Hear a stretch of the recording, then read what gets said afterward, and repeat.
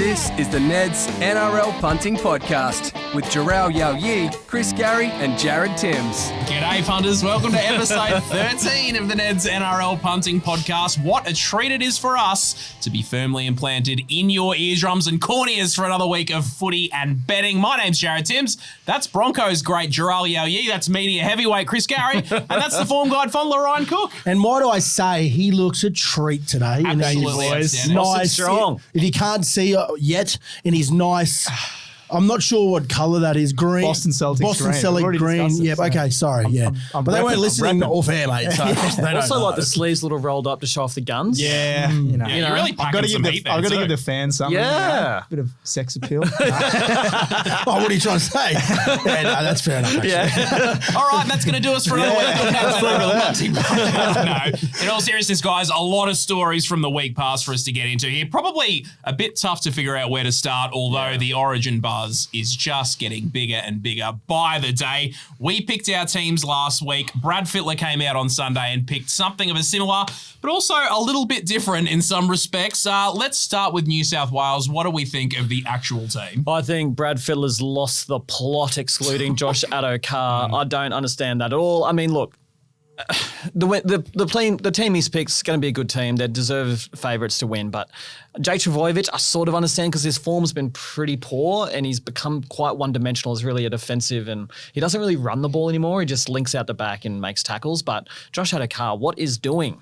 Yeah, it's a bit weird to see. Look, I don't mind. I mean, the more they crumble, the better for Queensland. But Jack Whiten over Crichton. Yeah, what's doing? I'm not sure what he's thinking. On the Josh Addo-Carr thing, I'm pretty sure he's sitting 6 in tackle breaks and 8 in line breaks in the competition as a winger. I mean, it's pretty good stats. And he scored, from his last 12 games, I'm pretty sure he scored 10. Yep. Yeah, so I'm sorry, I'm looking at the stats over here, but I just to get that right. But for me, I mean, what has he got to do to get in the side? I think they're taking the piss a little bit. I think he's gone that way because last year New South Wales dominated in terms of meters, and Tupou's been a much better player in that start. That's the only reasoning I can That's think. some solid analysis. Yeah, that's all. I don't know. Otherwise, you got to pick How much further though than Josh Addo-Carr though? I looked at it before. I think Tupou's averaging 170 and Addo-Carr's only just on 100. Okay. So Yeah. it's But he's in a really bad side as well. Yeah. But he's still scoring. Well, he's almost scored every week, apart from the first 2 weeks. I mean, he's not out of form, and like he's the face of New South Wales. He was the face of their campaign, for goodness sake. Yeah. No, I know that doesn't get you picked, but I'm glad to not see him in the side. It doesn't bother me as a Queenslander. He's a big game player. Yep. That's the thing. Daniel Tupou has been pretty inconsistent in big games. He's had some great ones, some pretty bad errors. So also Brighton Toll should be behind Addo-Carr too. Yeah. He's been pretty average this Well, year. he's had an injury. He's missed a lot of games. I think he scored 1 try. Well, this season, yeah, hasn't he? exactly. I think the only not back reason to he's me, picked these two, the only reason I think that he's picked these two is I think James Tedesco's had a lot to do with this, because hearing a lot of his his interviews over the last couple of days, he hasn't really said too much about Josh Addo-Carr. He said, obviously we'll miss him, but I have full faith in Toops. And as you're going to do, because it's your teammate.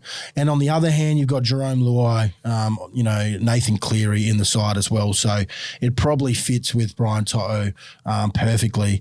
I hope they go to his side a lot and put the high ball up and make him make catches, because for a Queenslander, that's where I see weakness. And I just wonder as well, are they just trying to match him up on Coates? Is there going to be some subterfuge from Queensland, which side they play Coates? Because he could play either, so... Surely. Back to this centre selection as well, though. If you're not picking Crichton starting, you're not picking him on the bench. Why have they done that? Well, I think they're more so going to miss Nico Hines at 14. Yeah. Well, I also think he's like, we know Jack played last year, and well, you're picking your sick. Well, then it goes back to the Josh Addo-Carr and the Jake Trbojevic.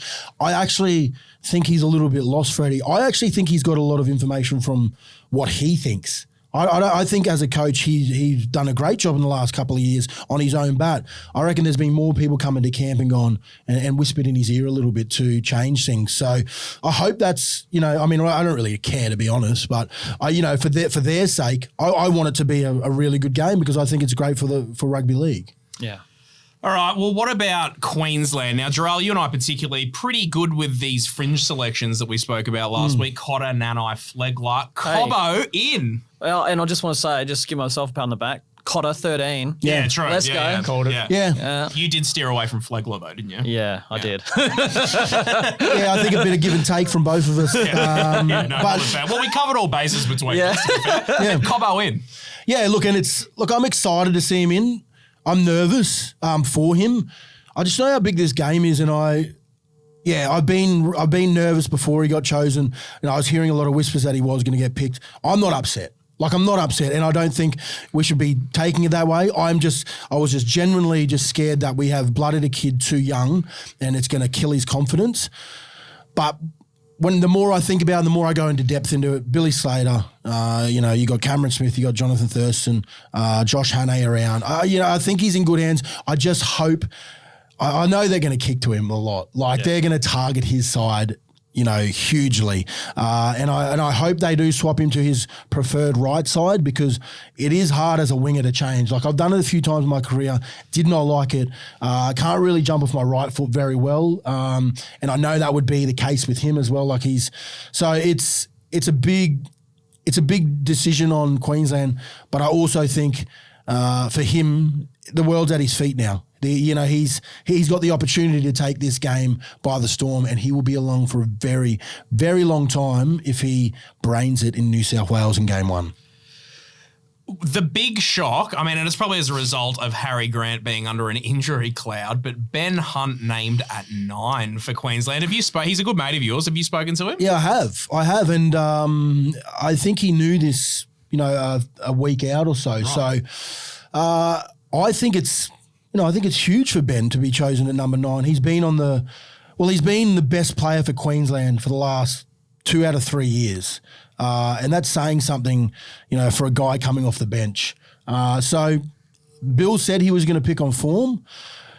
In saying that, he's been playing his best footy. He's leading the Dally M's at the moment. And I know there's a bit of controversy around that and what people think of how that's chosen. But I think he's in career best form. I haven't seen Ben play this well probably since 14-15 with Wayne at the helm at the Brisbane Broncos. So, and he looks good. He's fit as. So I was a little bit shocked, but I'm excited for him. I think New South Wales should be very scared that Harry Grant is coming off the bench. Yeah. Yeah, very scared. All right, well, with all of that considered, who's going to win Origin 1? From a neutral perspective, I think the Blues should win for, home ground advantage, all that sort of thing. This is going to be a very tight series. I think it'll go down to third. Concerns for Queensland are still, I still don't know if their spine matches up. I think they've made a good selection of starting Hunt. Harry Grant's clearly carrying a few niggles. I just don't know if that spine matches up. And the combinations at Penrith, it's hard to go past that. I think all the pressure's on New South Wales in game 1. They've chosen some players that, we just had a conversation about before and we didn't know why they hadn't, pick and stick. It's all the pressure's on them. I think we're favourites. I honestly, and I'm used to saying that we're underdogs. I genuinely think on form, we are the favourites in this state of origin. So take that as you will. But I believe that we win first game and we win second game, and I believe a huge call. I think we go 0-3, which I don't think a lot of I think a lot of people are thinking a sweep for New South Wales. I don't think they're going to sweep us. I think if anything, it'll be 2 to us, 1 to them. I generally think there's so much pressure on them in game 1. They have to win, especially Freddie, changing the teams up. They have to win. But there's no pressure on Queensland picking 4 debutants. So yeah, I'm excited. I'm a little bit horny about this. That's where I'm at. That's where I'm just a little bit. Honestly, that's where I'm at with it. I'm so excited to see State of Origin back next week. You're very aroused. I am, mate. Honestly, I'm passionate about it, and I generally think we're a chance to go the sweep. Jharal, just take us back to your Origin debut. How are your nerves? How were you feeling? What stands out? What's the big memories that jump out? I was lucky enough to be an 18th man in 2010, so the second year in my grade. So I debuted in 11, but 2010 I got an opportunity to come into camp. And that was a funny situation. I remember being at, what was it called? What's a hotel called across from Parliament House in Brisbane? Anyway. Oh, Royal on the Park. You're Royal on the Park, yeah. So I remember walking downstairs and obviously coming into camp, and I was 18th man this time.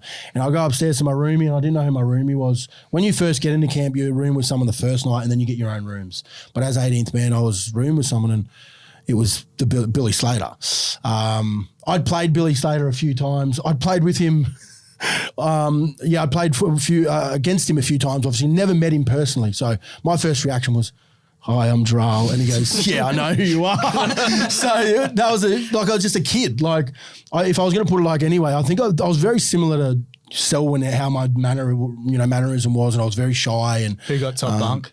I laid on top of him. Yeah. No, it was, but my first Origin experience. I'd already been blooded in that arena. In that sense, I was around the boys, so it was a lot easier to come into camp and know your job. Another preseason under your belt with some of the best. My right side was, Sammy Thaiday, Darren Lockyer, and for my first game it was Dane Nielsen. But Hodjo was around as well, so.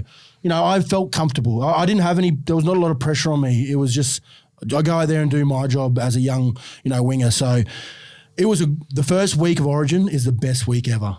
And the best bit is the drink up. It's the funnest bit, because I wasn't really a huge drinker when I was younger. So when I came into camp, not saying that's, that it obviously was huge back then to drink, but just some of the story, So of the 10 days, is it the Monday, Tuesday, Wednesday's drink or? No, not back then. It's just one day. Yeah. You only go one day, so it's more or less the Monday night or the Tuesday, and then you're straight into to playing. So if anything, it's Wednesday today. So you would think, but I'm hearing that there's nothing happening. So they're ready to go. Locked in. Yeah, they're locked in. So yeah. I guess that a lot of that stuff is just fading away. It is. Yeah, times have changed. Yeah, it is. But this, for any of those young boys that are going to debut this weekend, next Wednesday, it's the best week of your life, and they need to understand to take a step back sometimes and take it all in, because I wish I did more. I'm talking about now, I'm getting goosebumps because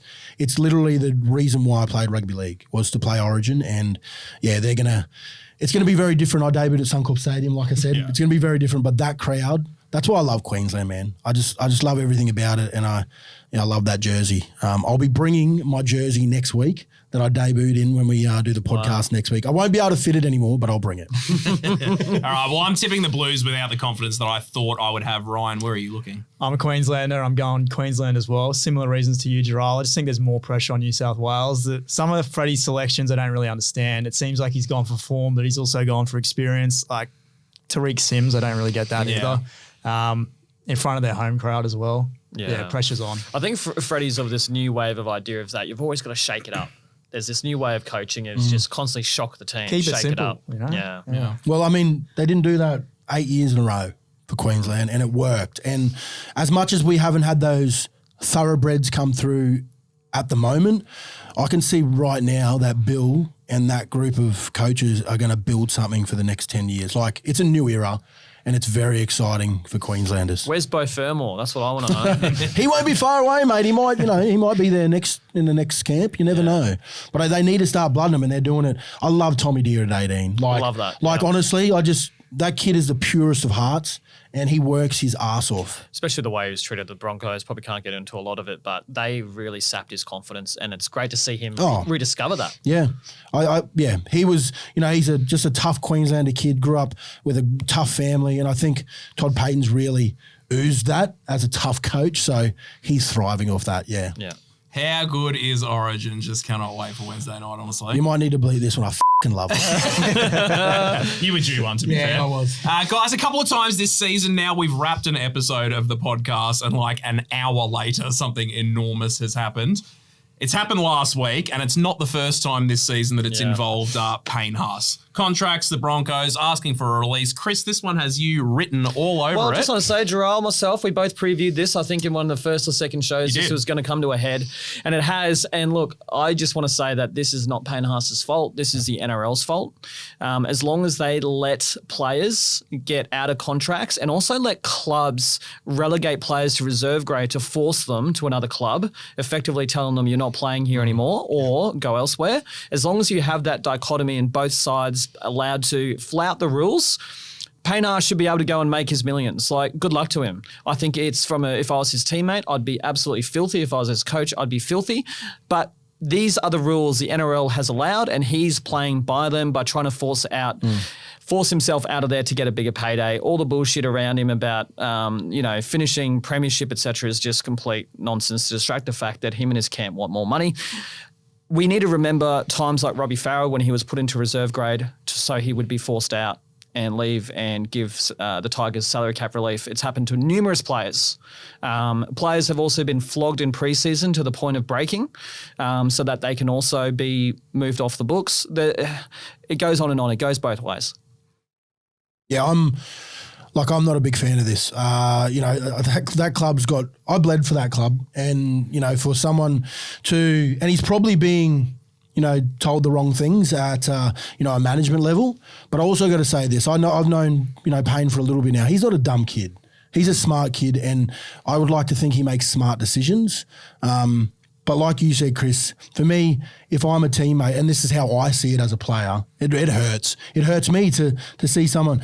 When he got booed, I did, I'm not going to lie to you, I was like, you deserve that. Afterwards, I took a step back and went, it's probably because they did it consistently and, over and over. And I just got to remember, I've got to take a step back, and I am an old boy there at that club, that he's a 22-year-old kid, probably needs a little bit of guidance through this stuff. So as much as it did hurt me, mate, like honestly, that's my club. Like I literally bled for that place I did everything possible to play for that club to get back. So when something like that happens, it hits the players and the older players and ex-players pretty hard. Now that he's come out and said, sorry, I'm ready to just go boom, and let's move on. He's come out and gone, I'm going to move my negotiations to the end of the year. I'm happy with that.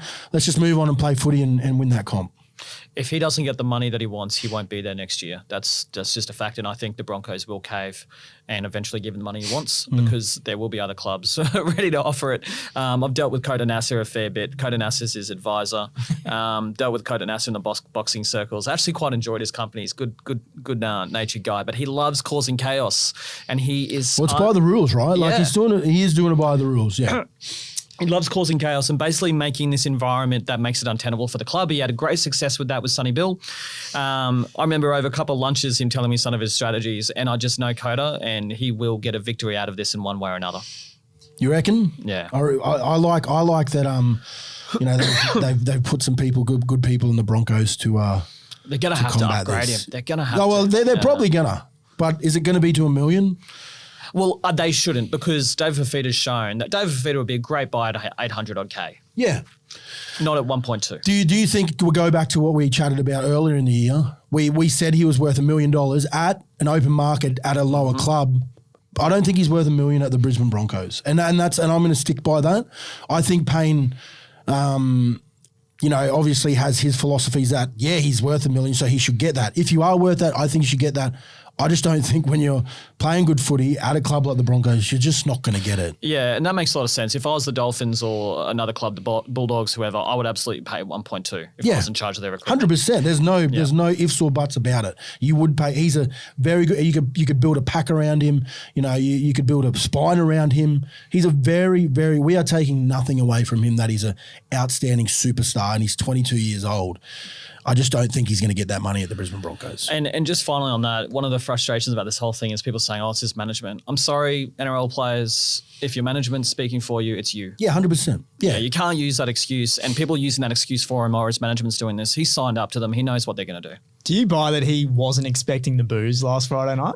I do actually buy that. Yeah. I do believe that he would have seen it as a... I don't like what they're not upgrading me. I don't like that. They're not coming to these terms in this term, and just reacted and not thought about it. You got to understand though, this town, is Brisbane Broncos. So they're going to forgive him, do you think? I think they eventually will, but you've got to understand if you hurt the fans and the members, they're going to let you know, and they are the club. Yep. Like I don't care what anyone says. Like I'll walk and talk with the members and the fans for this club because they're amazing people.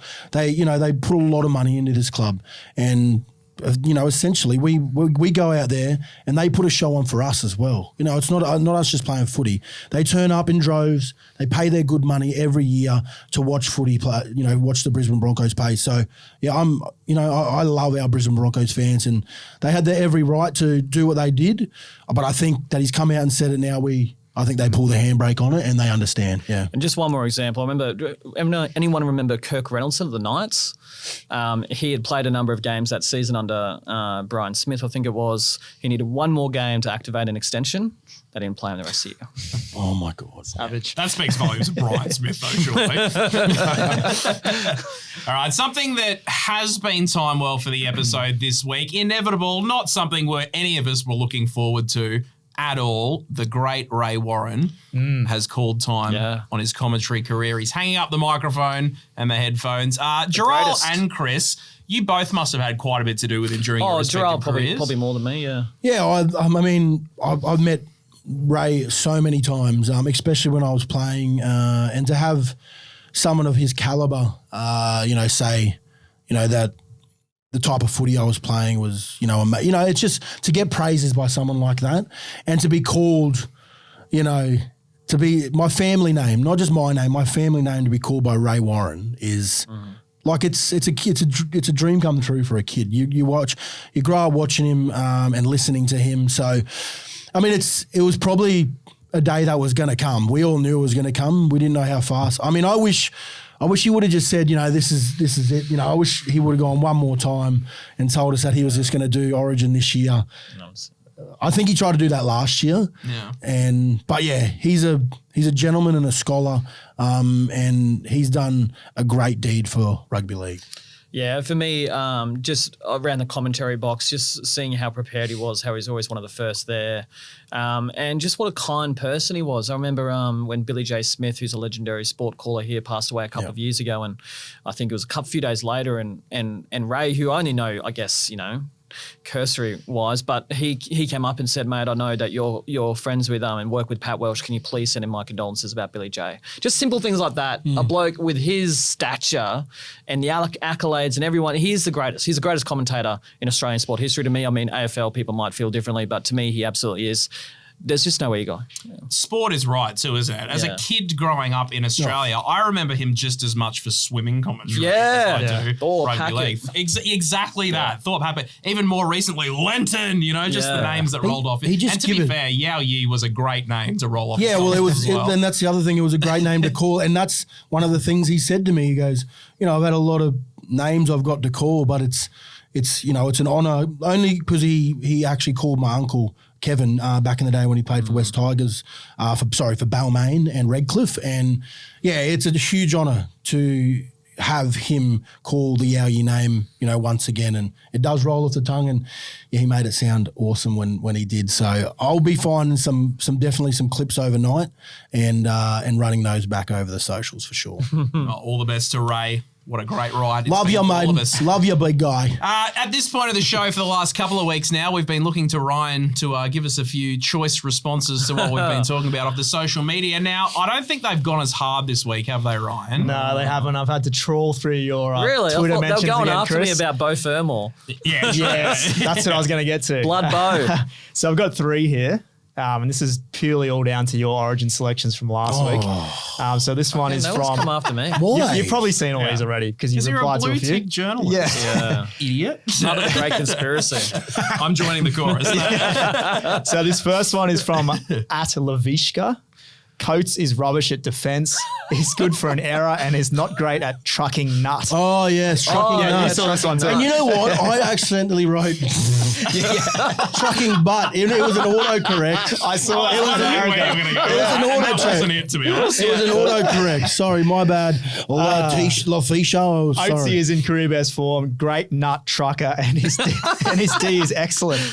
Have you just selected every nut trucking? Yeah, no. Okay, it was good enough. Some of my best. When I've got to be think honest, back to I've that, rarely too. heard the trucking nut vernacular for rugby league. Is that Yeah, it's Where does that come from? It's off another a podcast that we dare not say. Okay. Yeah, we're not going to name them. Yeah. This next one is more about the Twitter handle than the actual comment. Slobbo on my cobbo. Oh, yeah. Firma, mate, what are we doing here?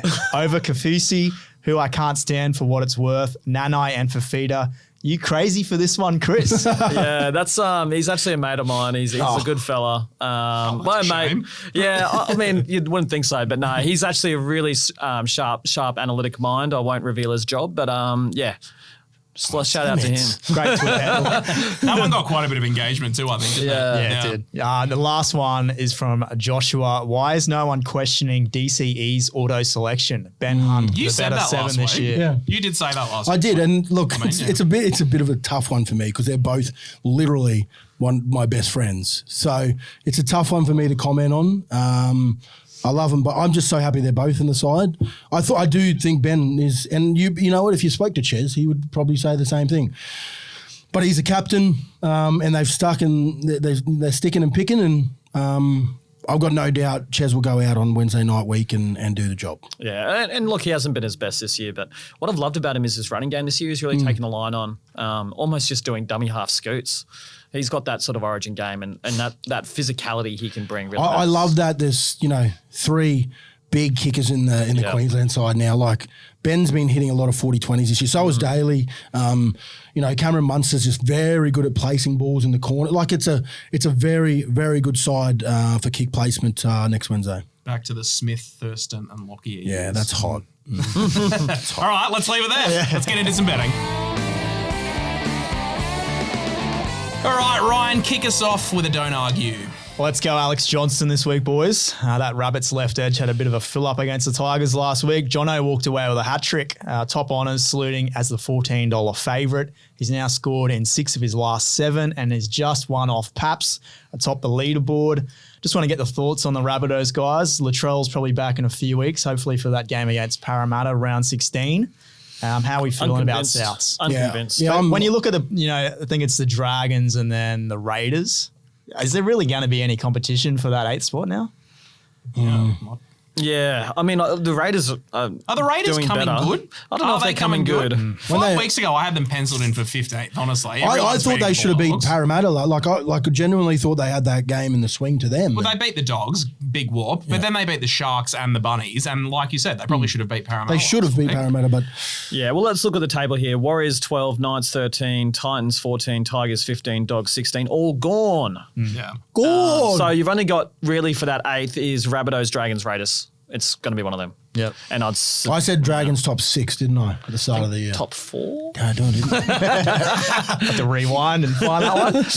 Who are our punters' pals this week, Ryan? Brian To'o, he's finally scored his first of the season. It was only $1.80 odds, but good little multi-booster against the Cowboys on Friday night. He's also scored in 4 straight against North Queensland.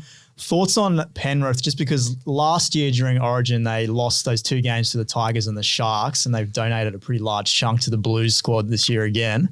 Do you think there's going to be some problems for them during this stretch? I don't think it matters, does it? Like, No, it if doesn't they matter, lose but, a couple of games, they're still going to finish in the top 2. They're 2 games outright to Melbourne at the moment, and No sweat. it's not going to. It was the same thing, like you said, Ryan, last year, and they ended up winning the premiership. So. Darlin Martine-Zelezniak anytime. I think we've spoken about him plenty of times on this show. He's been one of the most reliable players week in and week out. Found the stripe on Saturday against the Knights, $2.15. Has now scored in 6 of his last 7. And again, Ken Mamalo, another reliable guy, just keeps flying. Double in last week's defeat. How many has he scored this season? Do you know? It's off your head. He scored 10 across the 12 games he's played. There you go. Well, Yeah. So he scored 10. There you go. 10 tries. thank you, Jharal. No problem. That's why I'm here, mate. Huge value. Just some tips going forward for this week. Only the 4 games to choose from. I do like your boy, Bo Firma versus Yeah, North let's Queensland. go, Bo. Missed out on the Origin selection, so motivation. When was the last Bo in an Origin team? Did Bo Falloon ever make it? Yeah, I have to look that one up. What you and like you didn't think you and him got a thing? Or Cash for comment. Who was the Bo that played for the Dragons and the Knights? New South Oh, and he Wales? slapped JT. Yeah, they used to pick him just to mark out JT. He was really good at defending JT, actually. Yeah, what was his name? That He was was the last the Bo, serial anyway. killer. Yeah. The serial killer. Yeah. But I went on. Oh man, how do I not know Yeah. this? Yeah. How do I? What? He's made a huge impression that we can't remember. What No, he's a great. One of the serial- great bows. Yeah. Oh my gosh, I Good feel thing we so have bad. Google. Yeah. $4.25 for Firma. I also like Taylor May against Canterbury. Scored at least one try. And Both Scott. Yeah, no, Both yeah. Scott. That's Yeah. Got it. Thank you. And your boy Timsy Jason Saab versus the Warriors. You're getting $1.91. Should be a high scoring game between New Zealand and Manly this week, I'd think. Surely. Yeah. We've got a lot of defence going on. New in that Zealand game. will win that one too. Yeah. I don't completely Hey, disagree don't with stumble you. on your words when we talk about Manly. It's okay. Plenty of movement in the futures last week, Ryan. We got 3 teams. So the Roosters $11 into 8 after blowing out the Sharks, and the Sharks, as a result, are $11 out to 15. And the Broncos, Jharal, 21 into 15. Well, lucky now. I got them 4 weeks ago, boys. Yeah. What'd you take again? Nah, I'm not telling you. 10 grand. State of Origin is the other one. So 3 times as many bets on Cobbo for the first try. That's $10.50. 6 times more bets on Queensland head to head at $2.35. Wow. That's a pretty decent money. I That think, is head-to-head. decent money. Yeah, it is. Did any mad multis lob this week? Got a good little $10 into just over $3,200. These are the ones that I like. Yes. Just a bit of pocket change. 'Cause it gives us into all like some hope. a holiday Yeah. thing, you know? Yeah, absolutely. It's just 7 anytime try scorers. Just 7. yeah. Mulatalu, Tupou, Tedesco, Edric Lee, Wateen Zelezniak, Jono, and Mamalo. There was 8 games last week. You coward. Take 8. Yeah, I know. Forget it.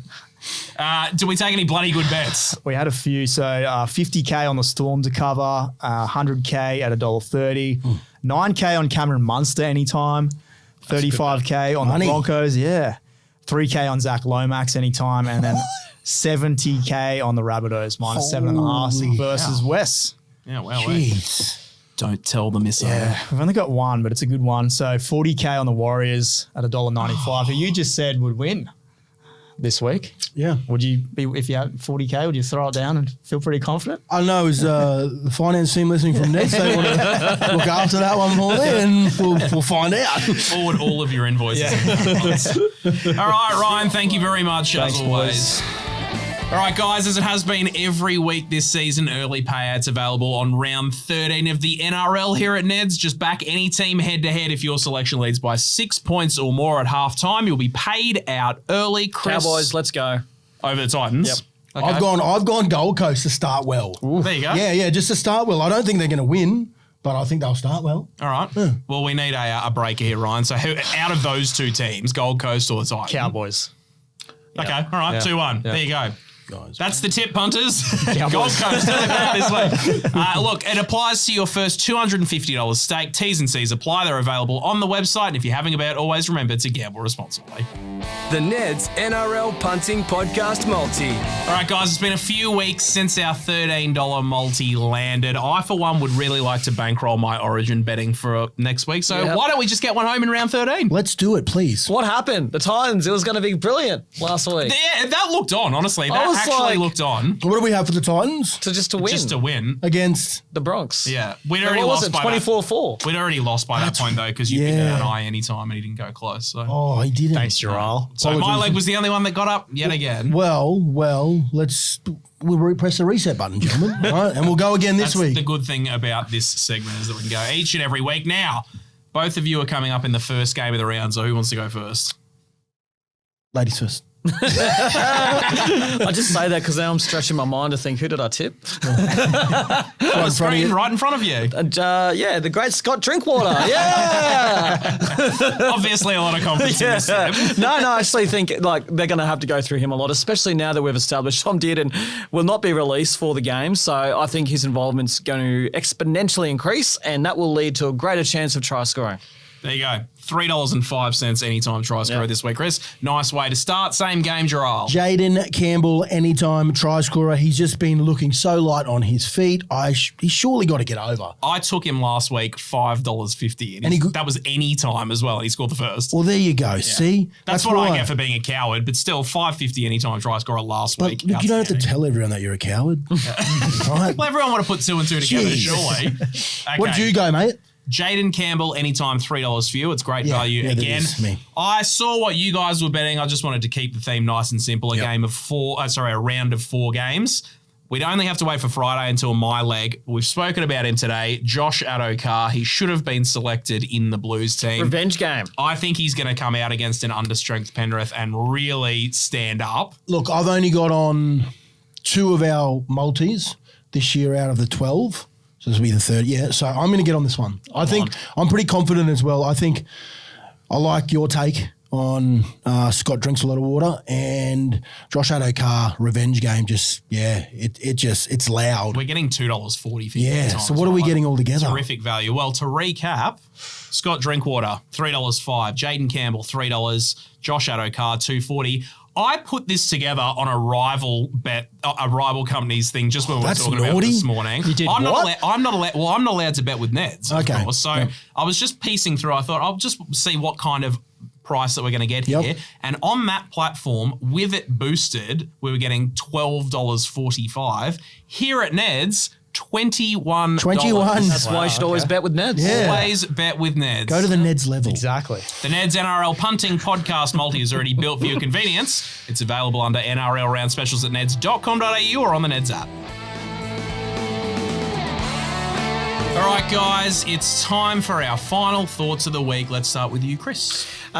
This week, Bulldogs reserve grade player Brandon Wakeham got only 4 weeks for a blatant and brutal eye gouge on Dragons reserve grade player Sloan. It was ridiculously blatant. I'm talking, like, for those watching, like literally. He was standing right, like it didn't even look like he was not trying to tackle. 4 weeks is insanely light. For deliberate actions like that could cause someone life-altering damage, it should be 12 weeks minimum. How good are the Bulldogs going at the moment? That good. That's the best win they've had all year. It certainly is, yeah. Jharal. Just back on Origin, I'm going to stand by what I'm saying, and I know punters aren't going to like to hear this, but it's going to be a sweep.